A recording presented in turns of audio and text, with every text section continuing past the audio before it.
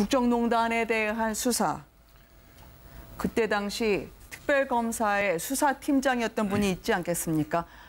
윤석열 검사가 드디어 5단계 넘어서 파격적인 서울중앙지검장에 임명이 됐는데요. 지금 검찰은 대비할 시간도 확보하지 못한 채로 칼날 같은 개혁바람을 맞고 있는 형국입니다. 일단 오늘 임명된 소감 한번 들어봤습니다. 함께 보시겠습니다.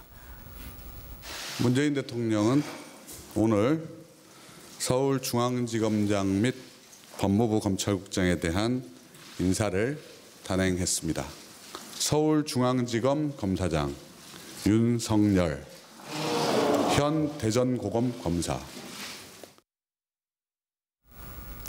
검찰 발표에 청와대 출입기자가 이렇게 짧은 탄성 지르는 일이 거의 없었습니다. 현장 분위기는 어떠했나요? 깜짝 놀랐죠, 그야말로. 네. 오전에 인사 관련 브리핑을 하겠다라고 그 사전에 공지가 왔었는데 과연 어떤 걸 할 것이냐, 뭐 법무부 차관 인사냐 이런 이야기도 있었는데요. 결국 저렇게 굉장히 놀랄 만한 소식을 갖고 직접 들었을 때 굉장히 놀랐다는 거죠. 지금 청와대 기자실뿐 아니고요.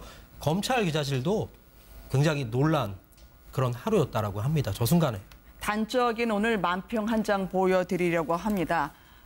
전 서울중앙지검장 그리고 검찰국장까지 사표를 내면서 어떻게 좀 마무리해볼까 했는데 칼날로 바로 응대하듯이 이걸로는 안 되지라고 하면서 개혁의 광풍이 몰아치고 있는데요. 지금 윤석열 검사가 전임 정부 때 상당히 어려운 돌밭을 걸었던 사람 아닙니까? 사실 국정원 댓글 사건 수사할 때부터 굉장히 고초를 좀 많이 겪었죠. 네. 그리고 그 이후에 이번 정권, 전 정권에서는 거의 이제 뭐 좀 인사 쪽으로 불이익을 많이 보는 상황에서 마지막에 특별검사 임명 과정에서 말씀하셨던 것 수사팀장이 돼서 또 굉장히 많은 활약을 보여줬죠. 그리고 국민들로부터 신임을 많이 얻었습니다. 저는 과거에 이제 윤석열 신임 서울중앙지검장 같은 경우에는 나는 사람한테 충성하지 않는다라는 그런 내용으로 또 국민들한테 굉장히 강렬한 메시지를 줬는데 아까 그런 얘기하셨잖아요. 기자들이 짧은 탄성을 질렀다. 저도 사실 윤석열 중앙지검장 임명된 기사를 보고 저도 모르게 헉하고 뒤에 소리가 나왔는데 이게 통상적으로 검찰이라는 조직은 그러니까 누군가가 아래 기수가 위로 올라가게 되면 그 위 기수로 다 옷을 벗는 게 약간 관행입니다. 전임 이제 이영렬 중앙지검장이 18기였는데 윤석열 신임 이제 중앙지검장 23기입니다. 굉장히 그 5기수의 그 큰 엄청나게 많은 이제 또 인사 태풍이 불 가능성이 있을 것 같고요. 말씀하셨던 것처럼 이번에 문재인 대통령의 확고한 의지는 이번에는 검찰을 정말 확실하게 바꿔놓겠다는 의지가 보이는 것 같습니다. 이영렬 중앙지검장이나 뭐 지금 그 검찰국장 같은 경우에는 사표를 제출했는데 뭐 수리도 안 하고 지금 감찰 절차에 들어간 것 같고요. 그러니까 검찰 개혁의 신호탄을 어디로 쏠까라는 고민에 어찌 보면 최적화된 상황이 딱 도출이 되면서 여기서부터 시작해서 사실 인사개혁도 좀 이루어져야 되니까요. 그런 부분에 대해서까지 확실하게 의사를 보여준다라는 것에서 더 나아가서 이런 파격 인사까지 내놓는 걸 보고 저도 이번에는 좀 무언가 검찰을 바꾸겠다는 의지가 정말 강하구나라는 걸 다시 한번 느끼게 됐습니다. 예전에 그 김영삼 전 대통령이 취임하자마자 바로 제일 먼저 한 게 뭔지 아십니까? 바로 하나에 척결했어요. 자, 국내에 정말 그때 뿌리 깊은 하나에를 척결했는데 그때 뭐 깜짝 놀랐죠.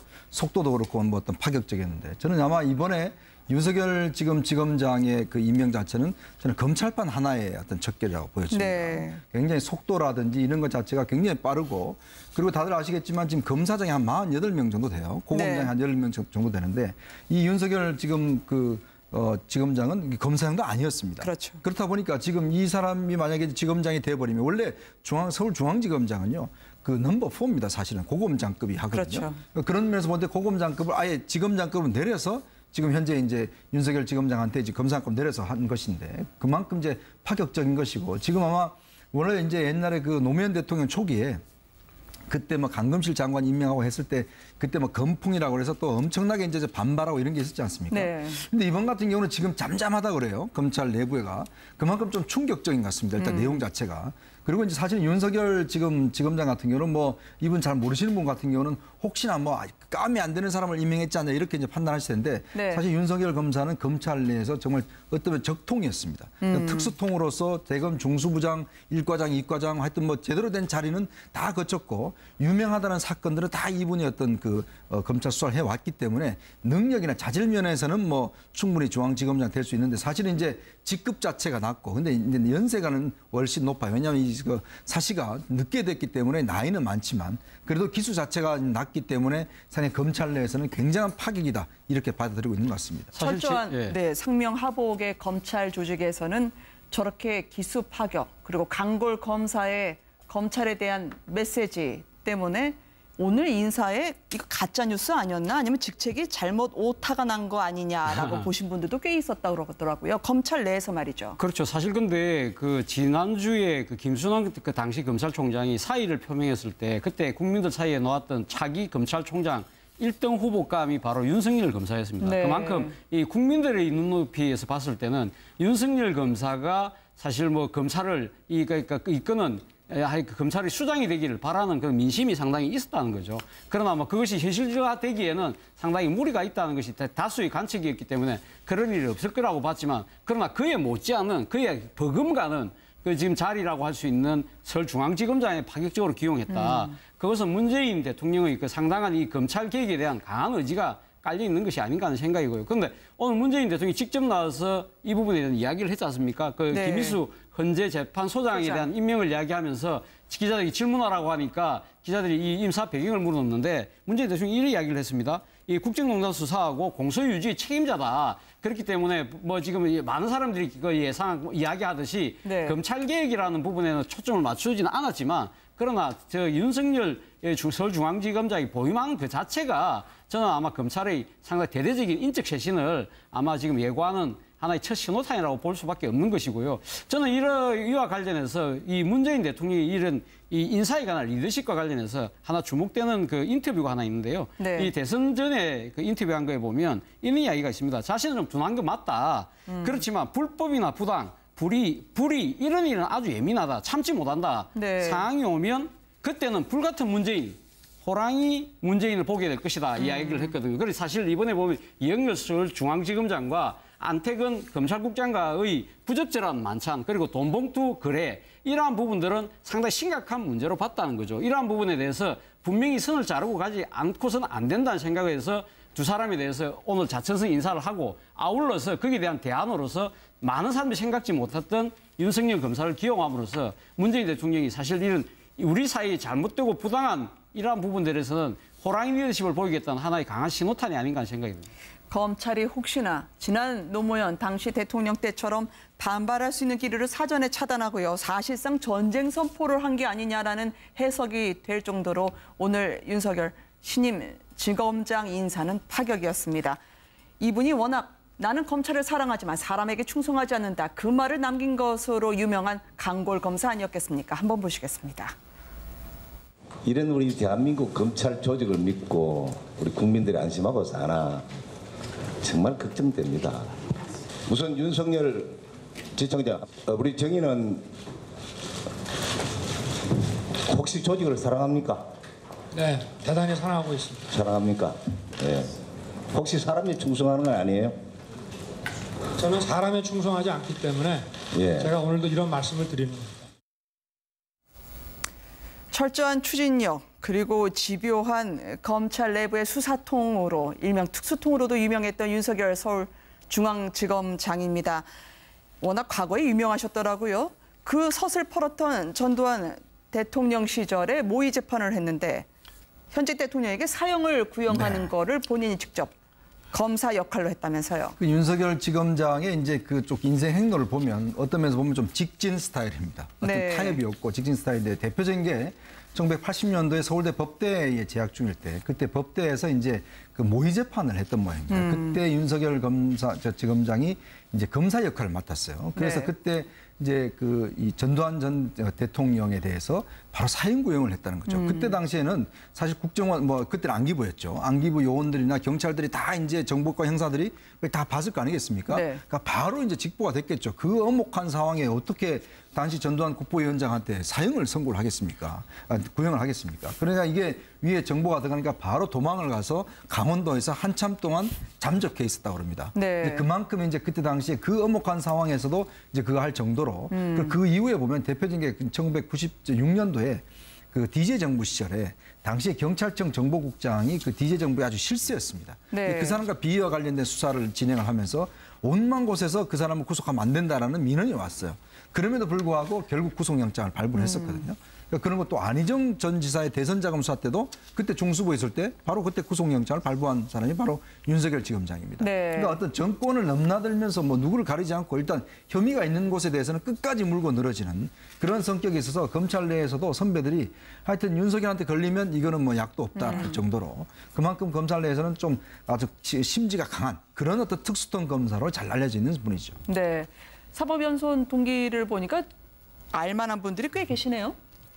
그렇죠. 그 박범계 의원 있고요. 네. 그다음에 또 지금 그 조윤선 전 장관. 영화의 몸이 된. 네. 네. 그다음에 또 그 말 때문에 문제가 참 많았었던 우리 강용석 변호사도 네. 있고요.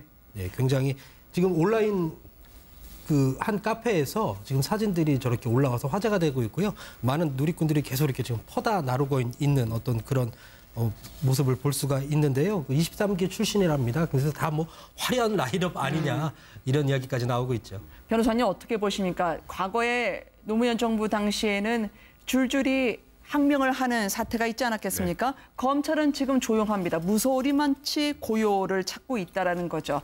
내부에서는 상당히 씁쓸해한 부분이 있을 수 있겠습니다만 어떻게 나올까요? 다음 검찰의 수순은 말이죠. 사실 검찰 입장에서는 엄청나게 충격을 받을 수밖에 없는 일련의 지금 상황들입니다. 근데 조금 전에 말씀하셨던 것처럼 과거에 이제 노무현 대통령 시절에 검사와의 대화 그리고 검찰 개혁 의지를 보였으나 결국 뜻을 이루지 못했죠. 어찌 보면. 네.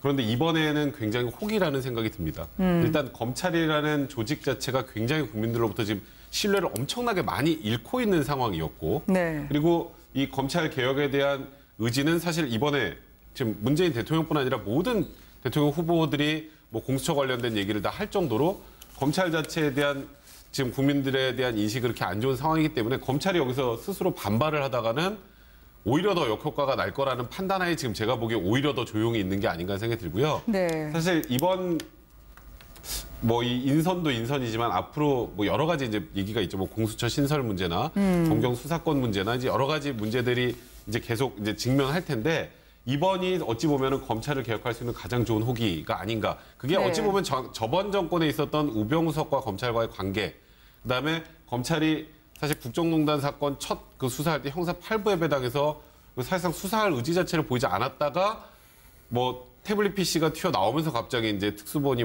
형성이 되는 그런 과정들을 보면 정권의 눈치를 보고 있었다는 게 너무 국민들에게 확실하게 이번 확연히 좀 드러난 상황이어서 막연히 우리들은 지금 개혁이나 이런 부분을 거절한다고 할 수 있는 명분 자체도 없는 상황입니다. 그러다 보니까 네. 이럴 때 이제 대통령의 의지, 청와대 의지가 명확하다면 좀 이제는 청와대와 그러니까 정부와 검찰을 좀 이렇게 분리할 수 있는 정도 수준으로 검찰 개혁이 일어날 수도 있지 않을까 조심스럽게 기대해 봅니다. 만평을 한번 봐주시면은요. 이 사표로 대충 되지 않을까라고 생각했던 검찰의 인식이 아니하다고 생각이 될 정도로 문 대통령은 어림없지라고 메시지를 보내는 것처럼 보여요. 그렇죠. 그렇기 때문에 사실 이러한 지금 현재의 그 검찰의 곤혹스러운 네. 상황은 어떻게 보면 이 본인들이 자초한 측면이 분명히 있는 거거든요. 이 지난해 가을에 일어났던 최순실 국정농단 게이트 사건 이거 부분이 불거졌을 때 검찰이 어떻게 했습니까? 형사 8부에다가 이것도 막내 검사에게 그냥 툭 던져놓는 듯한 그런 모습을 보이지 않습니까? 네. 살아있는 권력에 대해서 항상 꼬리를 내리는 그러한 모습들 그리고 또 그런 부분들에 대한 여러 가지 질타가 있었음에도 불구하고 최근에 이번 주초에 이 지금 물러났던 김순환 검찰총장이 전 검찰총장이 뭐라고 얘기했습니까? 정의가 지나치면 잔인하다고 그랬나요? 그런 이야기 자체가 국민들은 어떻게 생각하고 있습니까? 정의가 지나친 것이 아니라 정의가 작동되지 않기 때문에 문제라는 걸 이야기를 하고 있는데 네. 인식의 간격이 너무 크다는 거죠. 그리고 또 지금 사실 이영렬 중앙지검장을 비롯한 이 인사의 계기가 됐던 이 부적절한 만찬에 대해서 이 감찰을 해야 된다고 했을 때 법무부나 검찰이 뭐라고 했습니까? 관행이었다. 선후배끼리 밥 먹는 거 있을 수 있지. 너무 국민의 눈높이와 다른 처신을 하고 있다는 거죠. 이러한 그 구조적으로 상당히 문제되어 있는 거고요. 그리고 작년 같은 경우에 진경준 검사장의 그런 또 상당히 거액 비리, 그리고 네. 김영준 부장검사의 또 그런 또 비리, 이 비리들에 대해서 검찰은 자체적으로 개혁할 수 있는 모습을 전혀 보이지 않았다는 거죠. 그렇기 때문에 국민이 이렇게 불신하고 있는 상황에서 이 본인들이 자초한 이러한 타의에 의한 개혁에 대해서 지금 어떻게 검찰이 이야기하면 오히려 검찰은 더 큰 곤란을 자초할 수밖에 없기 때문에 일단은 네. 지금 입을 다물고 있는 것이 아닌가 생각입니다. 근데 아마 근본적으로는 이제 뭐 중앙지검장이 뭐 할 수 있는 거는 크게 없는 것 같고요. 네. 문제는 이제 검찰총장과 법무부 장관이 누가 되느냐가 이제 그런 결정적으로 할 것 같습니다. 이제 중앙지검장이 저렇게 되는 것은 사실 인사위원이 이제 많지 않습니까? 일단 인사위원회에서 나가야 될 사람 불만이겠지만 또 그만큼 비어 있는 자리가 많거든요. 그렇기 때문에 밑에 있는 사람 입장에서는 좀 좋은 측면이 있어요. 왜냐하면 이 승진적체를 지금 해소할 수 있는 절호의 기회고. 근데 이제 근본적인 검찰의 개혁, 예를 들어서 뭐 공수처의 설치라든지 수사권 문제를 이제 경찰과 어떻게 할 거나 이 문제 같은 경우는 아무래도 검찰총장과 법무부 장관 인선이 맞붙어지면 그때 네. 아마 결론이 날 것 같습니다. 네. 하나씩 메워지는 새 정부의 인선을 보고 계십니다. 무엇보다도 검찰 개혁과 관련해서는요, 사정없이 몰아치는 밀물과 같은 바람을 보셨는데요.